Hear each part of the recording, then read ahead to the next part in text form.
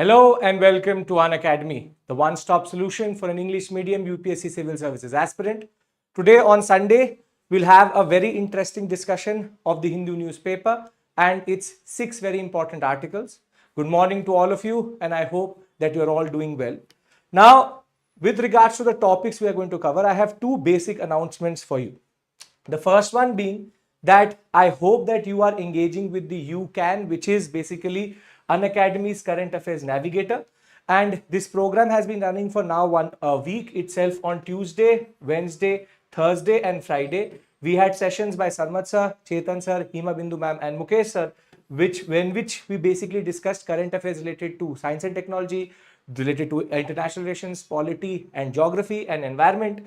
And as always, this is 32 hours of current affairs in a whole month itself, close to 400 hours in the whole year. And this would be a one-stop solution for anything related to current affairs. Generally, you can use this as a way of enhancing your preparation generally. And this happens 9:30 to 11:30 p.m. in the night, every Tuesday, Wednesday, Thursday and Friday. And we'll be covering even Yojana and Kurukshetra in it. So if you get a chance, the link is given in the description box and you can basically become a part of this.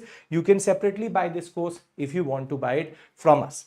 Thereafter, when it comes to special classes, we have a very important session on the Indian Express weekend analysis by Astha ma'am. That will be at 8 p.m. in the night on the Unacademy app. And I hope that you will again become a part of it and make sure that you will gain the Indian Express also in that sense. After this, let's look at the topics we are going to cover. So the first is about genomics and the concept of a legal framework for it. A very interesting one for GS paper 3.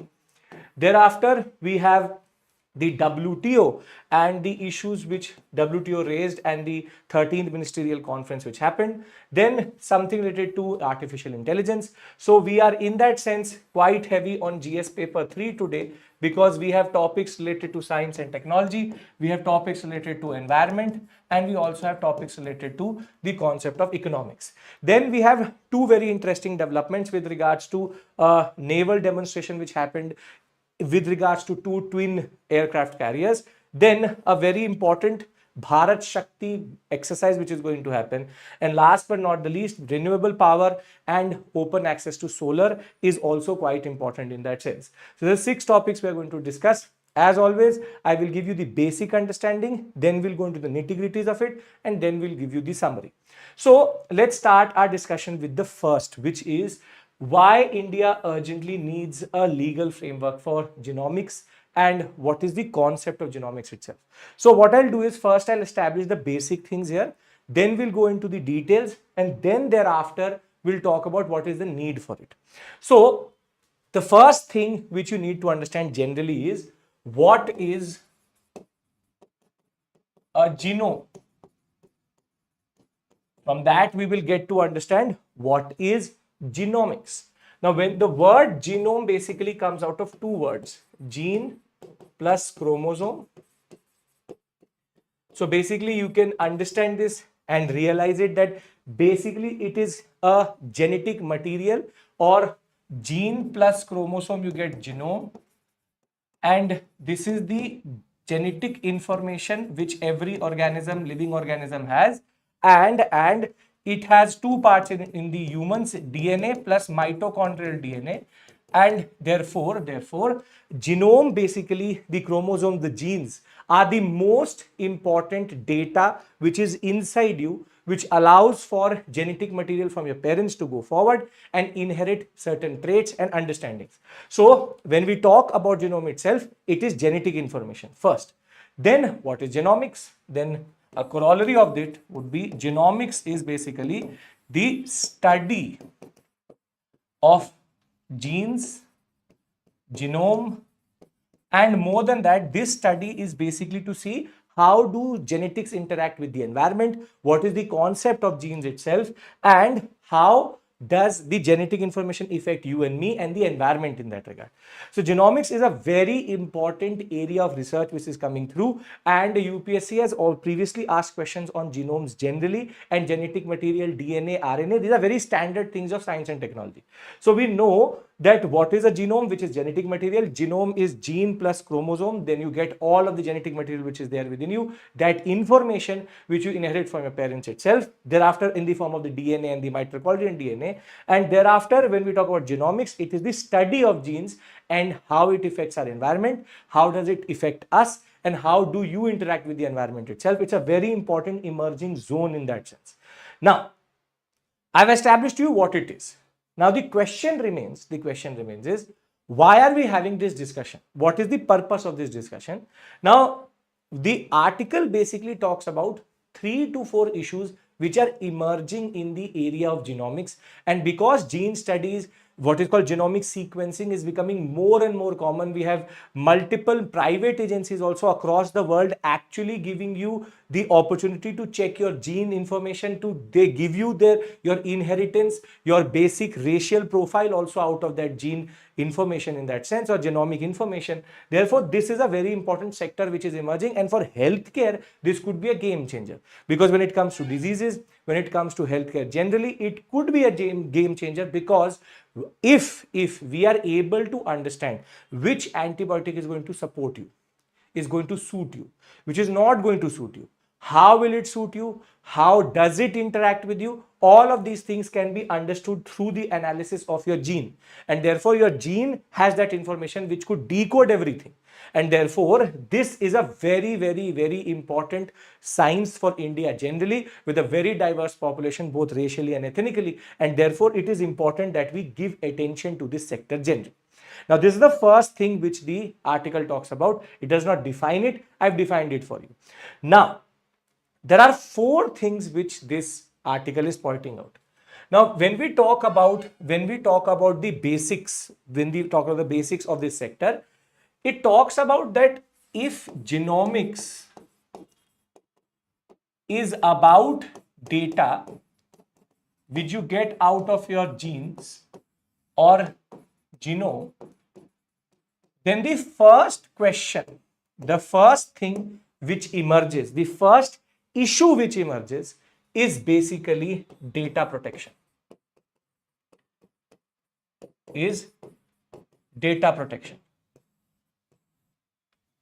The problem in this sector with regards to data protection is that there are 2 regulations. Now, if the government is keeping the genetic information, we are more or less clear that it is in the right hands. However, when we talk about data protection, it is talking about a certain trend which is there in India. And the trend is that, see, if you want to do a genomic study, or for example, you and me want to give our basic information or want to understand our basic information, if we want to get a research study done on this, there will be a steering committee, which will be established under the Ministry of Health. And once the Ministry of Health says that yes, this research collaboration can go forward, then you will get a green light to go for this genomic study or this gene sequencing study itself. Now, this is a hassle. Why? Because you have to go to the Ministry of Health. They will establish a certain steering committee. Once that steering committee is established, then you will get an opportunity to do something. So, a bypass to this is that under the Director General of Foreign Trade, if you want to send any genomic sequencing sample for commercial use, then there's an exemption. You don't need any form of, not even one form of basic permission. It is exempted under a notification. Now, this is problematic because now what these big pharmas are doing, what the big pharma does, what these big companies are doing is, rather than going this route, which is steering committee route, what they're doing is that they're actually going this route, which is that they're sending this information outside India to private players outside India or private companies outside India, which are doing this research for them, and taking money, so it becomes a commercial transaction. And therefore, they're bypassing the whole legislature itself. They're bypassing the whole legislature itself, because when it comes to the steering committee of Ministry of Health, that's a standard notification which is there, which has to happen.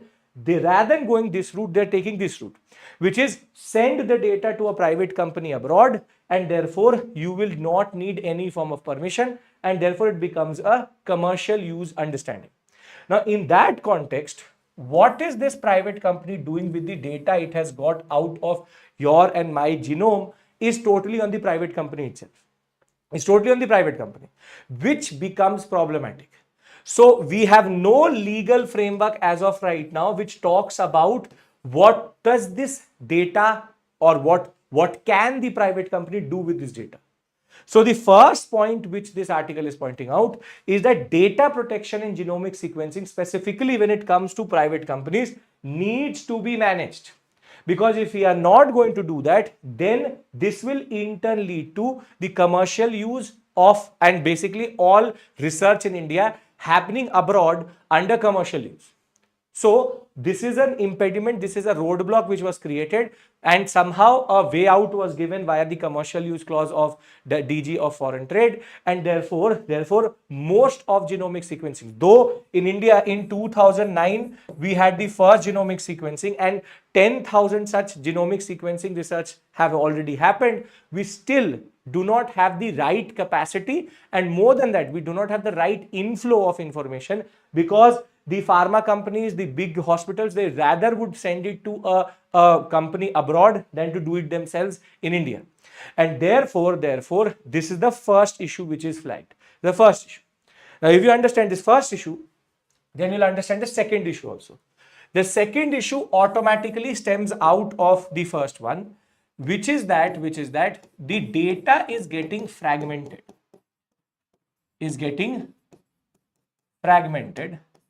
Wherein fragmented data means that because we have a company in the US, a company in the UK, a company in Australia, a company in France having certain information within themselves, they are in silos. And we don't have access to this data. And for India, this data is very, very important for the healthcare sector. We do not have access to this data itself. And therefore, when we talk about data fragmentation, the problem is how do we get summary, or how can we bring everything together is a challenge in itself, because the data is going outside India. Because the research is not happening in India, that is in turn leading to this issue, which is a very big issue, because now whatever data we have is fragmented. So fragmentation of data is even bigger problem, because even if we have the data, we cannot use it in the right way. So the first issue was that the data is not being here, it is sent to private companies, data protection. Second issue being fragmentation of data. The third thing which is talked about in this article is the concept of discrimination.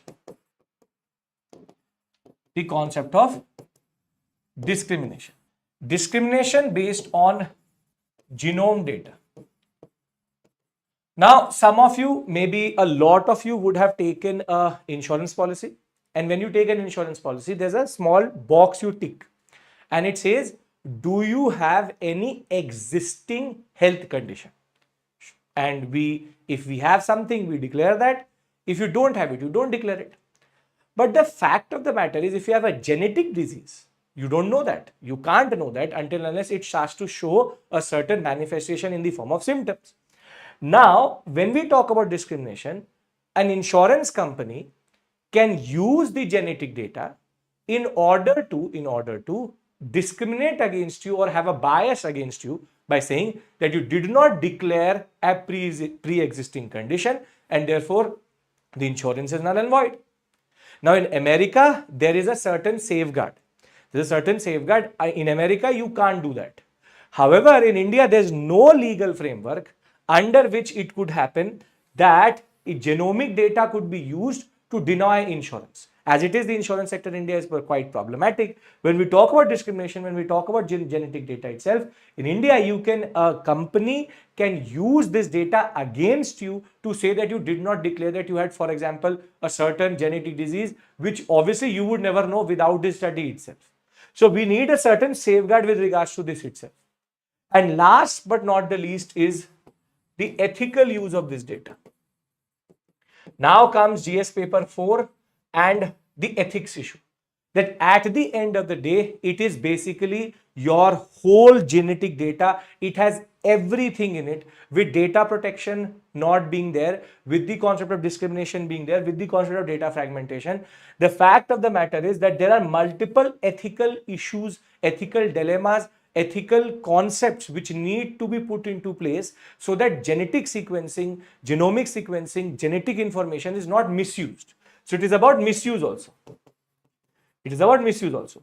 So the article basically talks about is that the government needs to take into its consideration, it needs to take certain steps to make sure that all of this can be bypassed, all of this can be taken forward in the right sense. So the article therefore is very well titled in that sense as India urgently needs a legal framework. And the basic gist, and I'm giving you the gist here, the basic gist is that India has since 2009 the capacity to actually properly do genomic sequencing. However, because of Ministry of Health regulations, which needs a certain steering committee to give a certain form of permission, what is happening is most of the information is and the research is being done by private players abroad, and that in turn leads to multiple ethical issues. First being the data protection issue, that what happens with this data, nobody knows. So data protection. Thereafter, the issue is related to fragmentation of data. And once it is related to fragmentation of data, it is also thereafter linked to the concept of what we call as ethical issues, the larger ones, and bias and discrimination on the basis of such information. Now that way, this is quite an important article because this gives you a lot of information which can be used in GS paper 3 and 4 both. So this is the basic gist of the article. This is the basic idea I'm trying to give you. After this, we can go into the nitty-gritty, the smaller points in that sense that will help you understand the article better. So the first summary is done. The first understanding is done. Now we can go into the nitty-gritty, smaller points in that sense. Okay. So the article, as I said, what is a genome? Genome is the complete set of genetic information of an organism. It contains all the information and instructions and needed for maintaining life itself. Thereafter, what is genomics? It is a study of person's gene and how it interacts with each other and the environment. And thereafter, for the past 2 decades, there has been unprecedented level of development when it comes to genomics.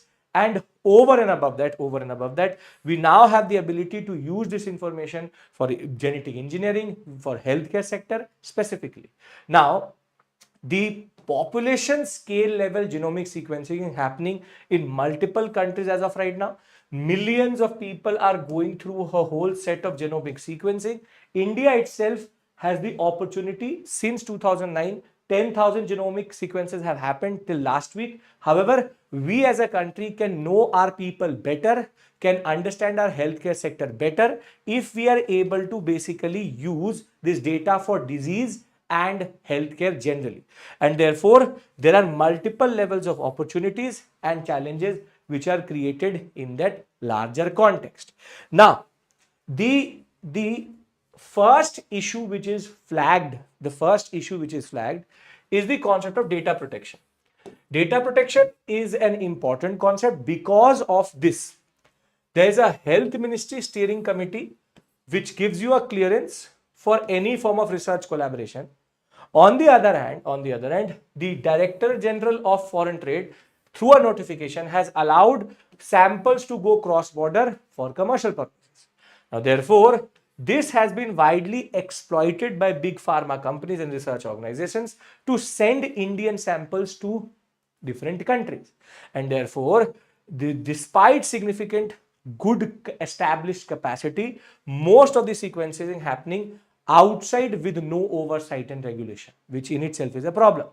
Further, the second is fragmentation of genetic data. Because this data is going to multiple companies, we do not have access to it. Now it goes into silos. Last but not the least is that how do we take public decisions is through this information which is not accessible to us. Then the discrimination based on how certain reimbursements or insurance policies can become null and void if you don't declare this genetic information is there's no framework for this to make sure that this does not happen. And thereafter, the ethical use of this data and this information and this technology is equally important in that sense, which needs to be also understood.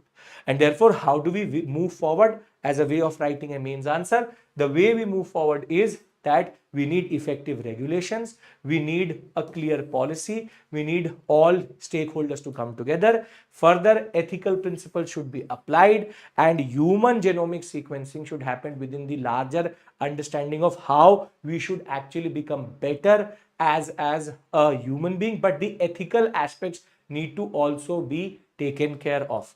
And India has a potential to become a world leader in genomic sequencing. We need to make sure that the policy decisions are correct. And therefore, the basic way forward is we need policy to make sure that we do not send the samples abroad. We allow this data to get aggregated in India itself. And further, we also have to make sure that ethical issues, dilemmas are also resolved, that the data is also protected generally. So this is the first article which we discussed. Thereafter, the second one deals with WTO, which says what are the hurdles to fair global trade. Now, when we talk about the World Trade Organization, WTO generally, there was a session which was taken by Shyam sir also on this, but the article basically is a summary of what has happened generally, and it would be good to revise in that sense. When we talk about the WTO is an organization which is becoming more and more irrelevant day by day. And there are multiple challenges. Again, I'm trying to give you a basic argument, a larger argument here.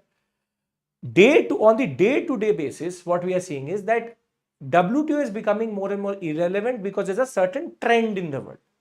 And that certain trend in the world is that we are moving away from multilateral institutions to bilateral understandings. And rather than having very, very big multi-country agreements, we are rather moving towards two countries coming together, understanding each other's needs, and therefore trying to figure out a FTA, which is free trade agreement, or a basic economic agreement in that sense.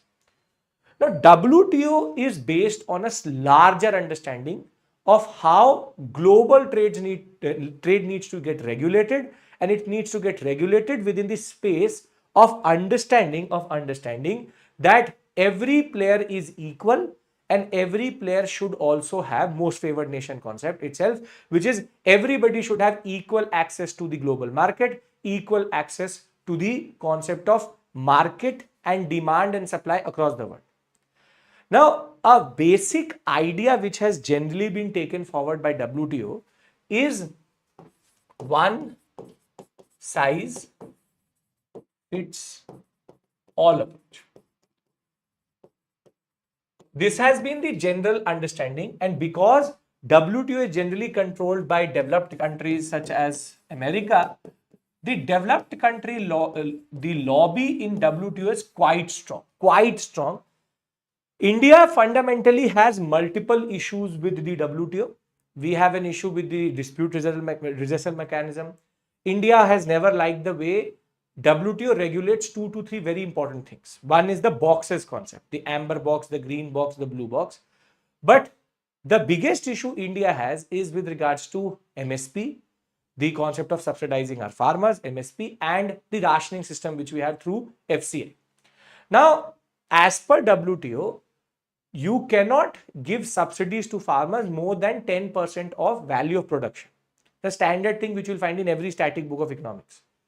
Now, the concept is that this 10% of value of production concept may apply to developed countries very, very well. But in India, where we have marginal and small farmers in a very big percentage, it makes no sense. And MSP, minimum support price, is a very, very important institution, guiding light, a concept itself, not an institution, but a concept itself, which allows for the market to go in a certain direction and for our farmers to get the fair and remunerative prices over a period of time. WTO fundamentally has a problem with that because according to developed countries, the concept of MSP distorts the market, distorts the pricing, and therefore increases the prices itself. Now, the question which fundamentally comes out of that is very simple. And that is, why should a multilateral institution tell me that can I feed my farmer or can I give a subsidy to my farmer or not? See, we understand it's a multilateral institution. Most favored nation concept itself has always been used as a tool of neo-imperialism in the concept of opening up economies. At the end of the day, when the US comes into your economy, you have more to lose to gain. And China has used this across the world as a way of exploiting and misusing and dumping a lot of things into the world economy itself. So let's be very, very clear, nobody is innocent here. And very clearly, I believe, and most of the experts believe, that the WTO should not have the right to decide the 10% subsidy if India's farmers need more than 10%, that should be the prerogative, that is the sovereign right of India. And therefore, WTO in that regard has become a little bit of a problematic institution. There is a UN cry to leave the WTO generally, and there's one more issue which highlights this. For example, in India, we are able to produce solar panels at a very cheap cost. Maybe, for example, we can produce one solar panel for 1,000 rupees. However, when we started to buy from our own production in India, made in India, Atmanirbhar Bharat solar panels, there was a dispute which was raised by the US in the WTO that India is biased towards its own production and it is distorting the market by pushing cheap solar panels, and because they're in an agreement with us to buy a 10,000 rupees or, for example, a $500 solar panel, they need to. Now you tell me, does that actually make sense? That we have the capacity and the right to buy a 1,000 rupees solar panel and we now have to buy a 10,000 rupees solar panel. Now this has again been a very big friction point in which India has been trying to steer through the WTO. And when it comes to them, they are very, very, very, very comfortable. With regards to, for example, fisheries. This has been pointed out in the article also. In fisheries, you have something called the exclusive economic zone. Within that exclusive economic zone, there is no subsidy applied. But India says that our small the fishermen need certain subsidies to maintain their boats or certain capacity. So let me give as a country, my fishermen, the fisheries sector, subsidies within the EEZ sector. Within that 200 nautical miles, within that EEZ, I want to give subsidy. However, they are saying no. On the contrary, there's a regulation which says they give subsidies to their fisheries sector, to their fishermen who are trading and who are catching fish beyond the EEZ itself. So beyond EEZ is there, but when we ask for before EEZ, no. In the same way, there's also one more regulation. As of right now, there is a moratorium. There's a suspension on the right of a nation to apply custom duties on e-commerce transactions which are happening cross-border. This is a basic agreement which was put in by 1998, and now India is saying that we need to end this. In a country and in a world in which e-commerce is a very big sector, we are losing revenue because at the end of the day, we can't apply custom duties on it. Now, the argument is, why would the WTO not do something like this? Because the WTO is basically an America-driven institution. And with Amazon being an American company, it is very, very clear that Amazon would never allow America to change anything within the WTO itself. So to be very, very clear, WTO is a very problematic institution, very, very problematic institution as of right now. And every time, and if you want to ever see drama, you see it at these ministerial conferences. The 13th ministerial conference also did not end with anything. It generally, there is no real regulation, nothing actually happens. They're just coming together and it's always developed versus developing. Now, this is where this article is trying to, in a way, integrate these approaches and argue that we need to, as India, find a way to steer through the WTO, and we will obviously support our farmers. There's no need to be pressurized by the WTO, which is a very good approach which India has taken recently. So this is the basic gist of the article, that when it comes to two regulations, there are two basic agreements which have come in. Dispute redressal mechanism will be put up by 2024. Every year they talk about the same thing. And second thing which they've talked about is that when it comes to special and what we call as specific regulations for the LDCs, which is least developed countries, that will also be put in. However, the concept is very, very simple. That was never going to happen. This is all drama done by developed countries to just push it next year. So the context of this article, what are the hurdles? The hurdle is WTO itself. I'll be very, very blunt in saying that the biggest hurdle to global trade as of right now is WTO, because WTO is the mouthpiece of all developed countries. They are not supporting and allowing us to support our own farmers. It is a problematic institution, much like the UN. This also needs reform, and that is not happening as of right now. And therefore, there is a need for reform in that sense. So the first point is, we had the 13th ministerial conference which happened in UAE, and this happened between February 26th and March 2nd with 166 members there.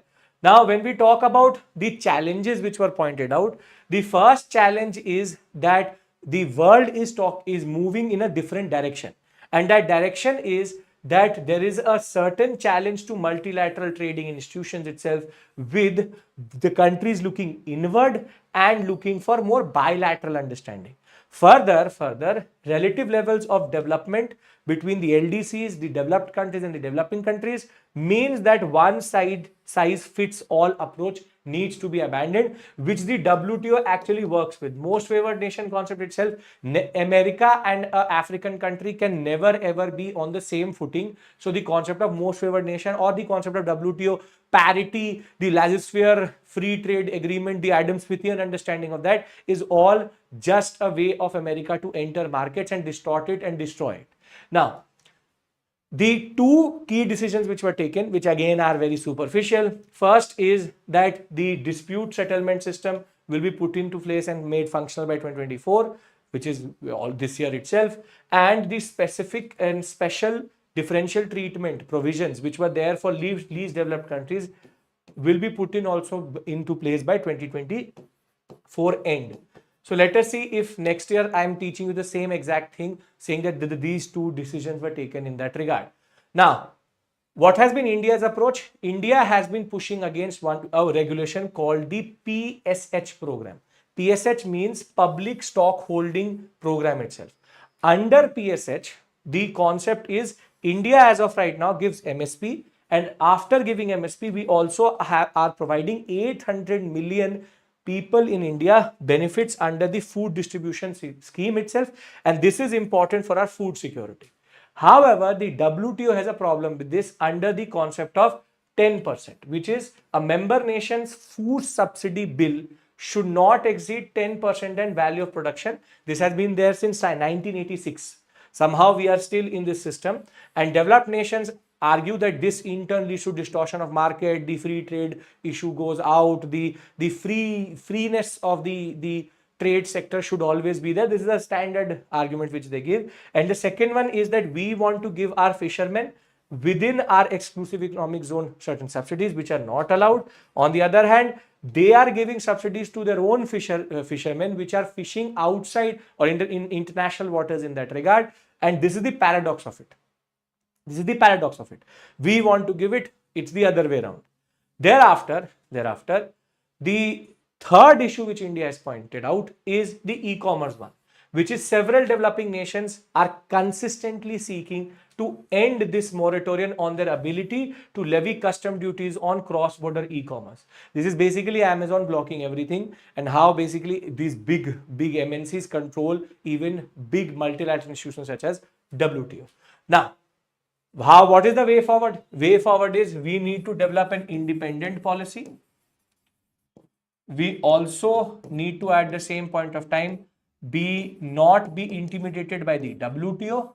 Second is go for free trade agreements with specific countries, with basically bilateral being the most important zone now. If we can do these four things, we can in a way undercut what the WTO is trying to do, what the developed countries are trying to do in that regard. So this is the basic argument of this article also. Now, after this, okay, 1 second. Okay, now we move to the third article which we have to understand, and a very interesting one, which is basically the AI, artificial intelligence, and there's a government regulation which has been pushed in just recently, and that is that these chat GPTs and Gemini systems, specifically Gemini of Google, is now under the scanner.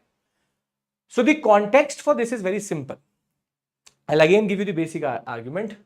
Recently, there was a very viral post which went forward with regards to a very derogatory question with regards to our Prime Minister, and the Google Gemini system, which is already known for a very, very problematic approach when it comes to race and ethnicity.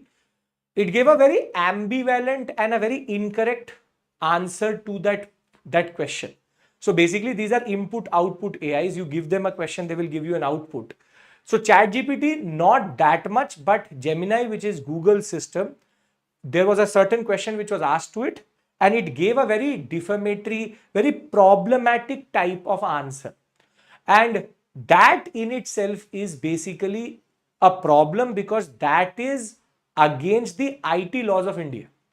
And very simply, this could be the beginning of more and more regulation on AI, specifically in India for sure. So because the input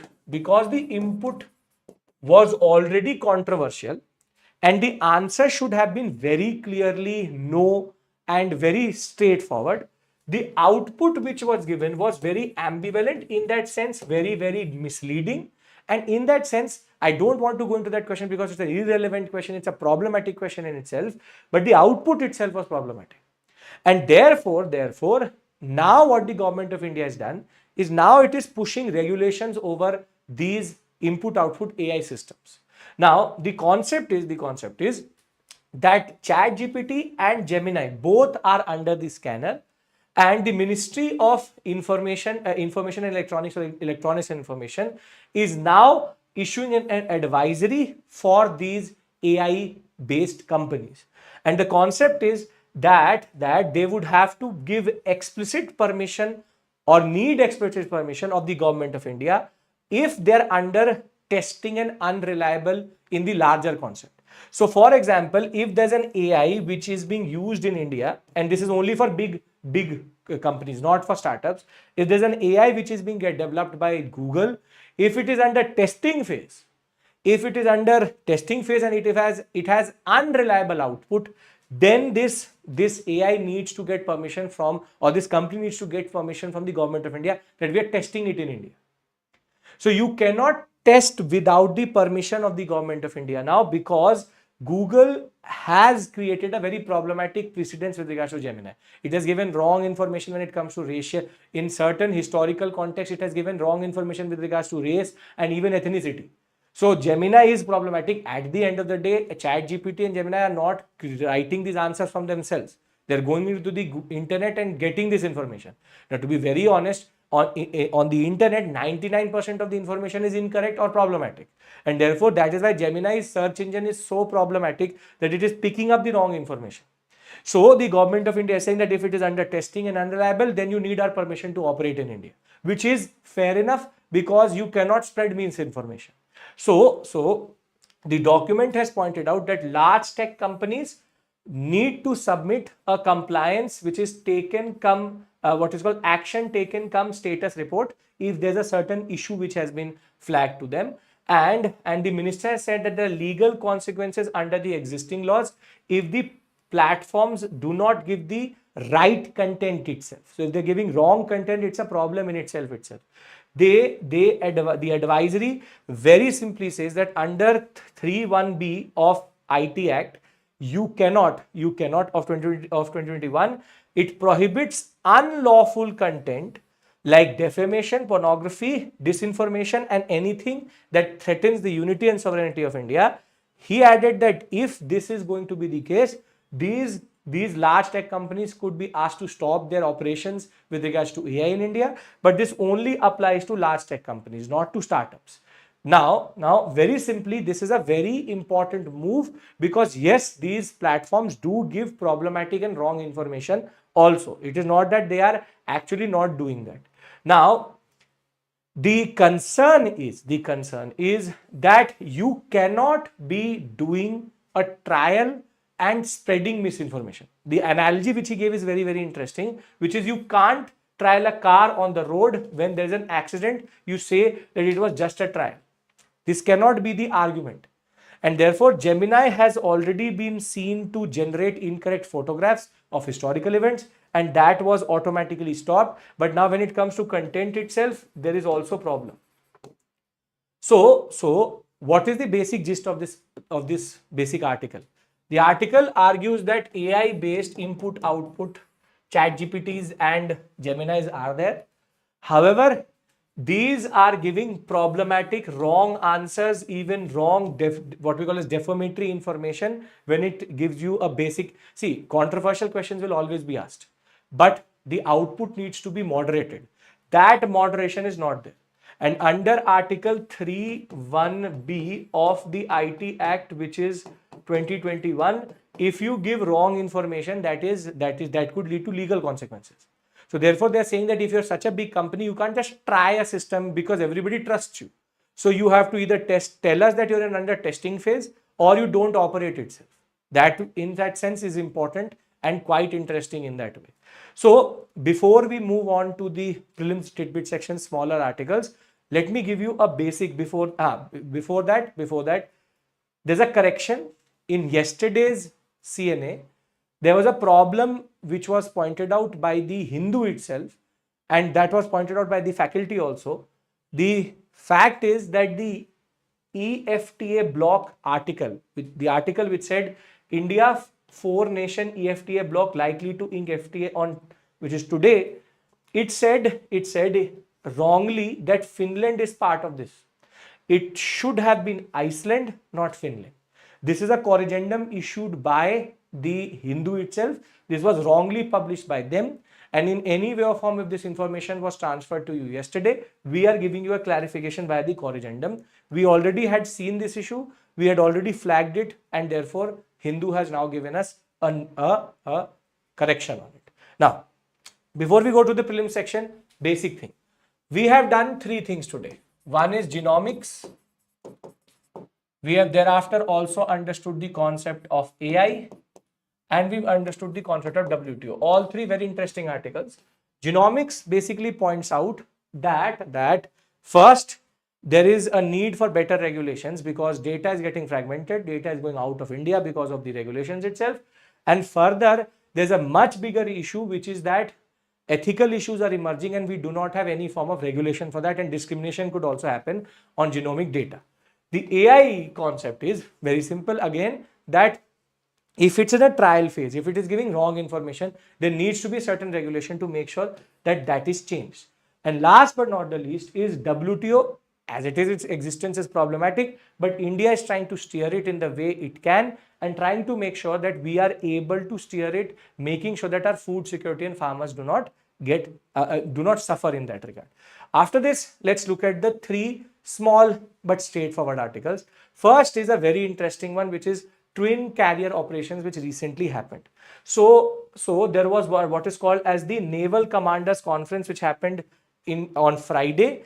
Under this, 2 of our aircraft carriers, which is INS Vikramaditya and Vikrant, both have been deployed. And what we showed in the context of so much piracy and issues which are emerging in the Arabian Sea itself, that we have twin capacity. So what happened was that MiG-29K, K means specific to 2 aircraft carriers, simultaneously 2 aircraft carriers took off, two of these MiGs took off, so as to show that we can deploy 2 of these carriers and 2 fighter jets simultaneously to basically show a little bit of power and a little bit of what we call as certain understanding into the larger understanding of security complex in the Arabian Sea. So this is very, very interesting, very, very important, both very important deterrents for India.